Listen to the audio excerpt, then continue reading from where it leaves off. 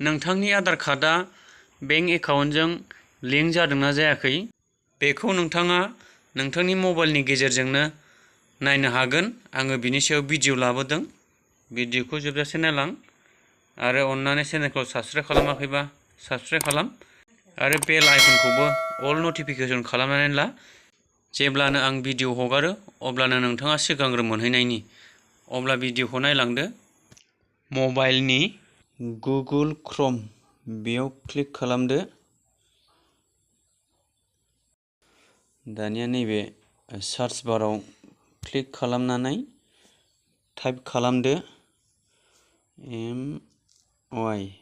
माइ aadhaar.uidai.gov.in बेबायदि type खालामनानै सार्च खालामदो।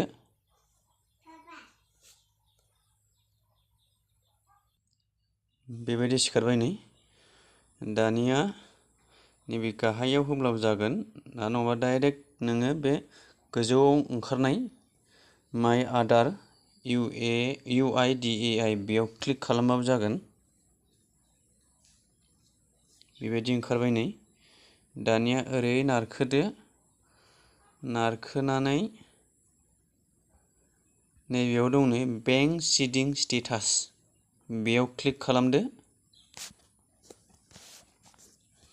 बेनिफ्राय नैबे दङ नै इन्टार आधार नाम्बार बेयाव आधार कार्डनि नाम्बारखौ होदो।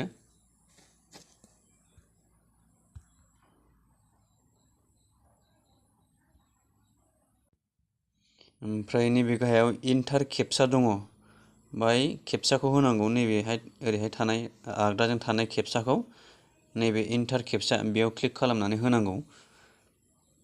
आधार कार्ड नाम्बारखौ आं होबाय। लगिनआव थुदो।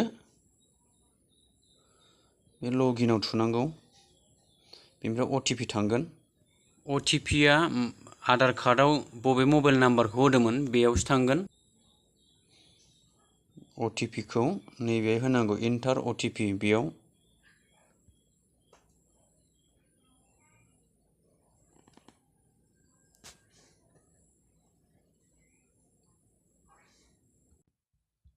बेनिफ्राय लगिनआव होदो।